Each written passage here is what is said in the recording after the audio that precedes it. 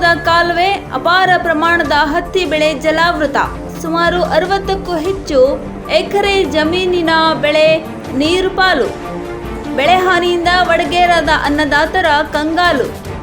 ಯಾದಗಿರಿ ಜಿಲ್ಲೆಯ ವಡಗೇರಾದ ರೈತರು ಕೊನೆ ಭಾಗದ ಕಾಲುವೆ ಭಾಗದ ಅನ್ನದಾತರ ಸಂಕಷ್ಟ. ವಡಗೇರ ಎಸ್ಪಿಸಿ ಕಾಲುವೆಯ 25ನೇ ವಿತರಣೆ ಕಾಲುವೆ ಒಡೆದು ಬೆಳೆ ಹಾನಿ. ಯಾದಗಿರಿ ಜಿಲ್ಲೆಯ ಹುಣಸಗಿ ತಾಲೂಕಿನ ನಾರಾಯಣಪುರದ ಬಸವಸಾಗರ ಜಲಾಶಯದಿಂದ ಈಗಾಗಲೇ ಕಾಲುವೆಗೆ ನೀರು ಬಿಡುಗಡೆ. ಕೃಷ್ಣಾ ಭಾಗ್ಯ ಜಲ ನಿಗಮ ವ್ಯಾಪ್ತಿಯ ಕಾಲುವೆ. ನಾರಾಯಣಪುರ ಎಡದಂಡೆ ಕಾಲುವೆ ಮೂಲಕ ಕಾಲುವೆಗೆ ನೀರು ಬಿಡುಗಡೆ. ಕೊನೆ ಭಾಗದ ರೈತರ ಜಮೀನಿಗೆ ನೀರು ಹರಿಸಲು ಕಾಲುವೆ ಮೂಲಕ ನೀರು ಬಿಟ್ಟ ಅಧಿಕಾರಿಗಳು. ವಡಗೇರಾದ ಕೊನೆ ಭಾಗದ ವಿತರಣಾ ಕಾಲುವೆಯಲ್ಲಿನ ಹೂಳು ತೆಗೆಯದೆ ಯಾವುದೇ ದುರಸ್ತಿ ಕಾರ್ಯ ಮಾಡದೆ ಏಕಾಏಕಿ ನೀರು ಬಿಟ್ಟ ಅಧಿಕಾರಿಗಳು. ಪರಿಣಾಮ ಕಾಲುವೆ ವ್ಯಾಪ್ತಿಯ ಕಾಲುವೆ ಕೊಚ್ಚಿಕೊಂಡು ಜಮೀನಿಗೆ ನುಗ್ಗಿದ ನೀರು. ಕಾಲುವೆ ಒಡೆದು 20 ದಿನಗಳು ಕಳೆದರೂ ಸ್ಥಳಕ್ಕೆ ಭೇಟಿ ನೀಡದ ಕೆಬಿಜೆಎನ್ಎಲ್ ಅಧಿಕಾರಿಗಳು. ನೀರು ಬಂದ್ ಮಾಡದೆ ಅಧಿಕಾರಿಗಳ ನಿರ್ಲಕ್ಷ್ಯ. ಬೆಳೆ ಹಾನಿಯಿಂದ ಕೊನೆ ಭಾಗದ ಅನ್ನದಾತರ ಸಂಕಷ್ಟ. ಜಮೀನು ಲೀಸ್ ಪಡೆದು ಕೃಷಿ ಮಾಡಿ ಬದುಕು ಸಾಗಿಸುತ್ತಿದ್ದ ಅನ್ನದಾತರ ಕಣ್ಣೀರು.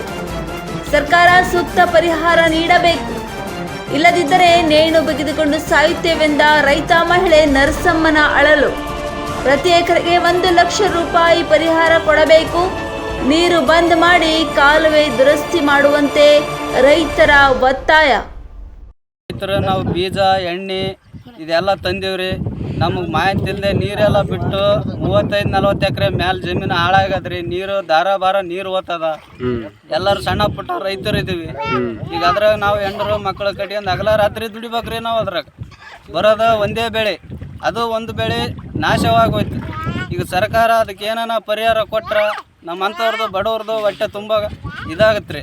ಇಲ್ಲ ಅದರಲ್ಲೇ ನಾವು ಕಣ್ಣೀರು ಸುರಿಸ್ಕೊಂಡು, ಇಲ್ಲ ಹೆಣ್ರು ಮಕ್ಕಳು ನಾವು ಉರುಳೋಯ್ಕೆಂಥದ್ದು, ಇಲ್ಲ ಇಲ್ಲೇನ ಕೆರೆ ಬಾವಿ ಕೊಳ ನೋಡಿಕೊಳ್ಳೋ ಅಂಥದ್ದು ಬರ್ತೇವೆ ಸರ್. ನಾವು ಸಾಲ ಮಾಡಿರೋ ಏಟಿಗೆ ನಾವೆಲ್ಲ ಬಡ ರೈತರಲ್ಲಿ ಇವಾಗ ಸ್ವಲ್ಪ ಜಮೀನುಗಳೈತೆ.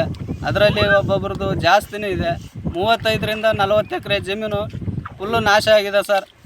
ನಮಗೆ ಏನಾನ ಸರ್ಕಾರ ಗೌರ್ಮೆಂಟಿನಿಂದ ಸ್ವಲ್ಪ ಪರಿಹಾರ ಕೊಟ್ಟರೆ ನಮಗೂ ಸ್ವಲ್ಪ ಏನೋ ದಾರಿ ಸಿಗುತ್ತೆ ಸರ್. ಇಲ್ಲಾಂದರೆ ಅದೇ ಹೇಳಿದ್ವಲ್ಲ, ಸಾಯೋಂಥ ಪರಿಸ್ಥಿತಿ ಬರುತ್ತೆ ಅಂತ.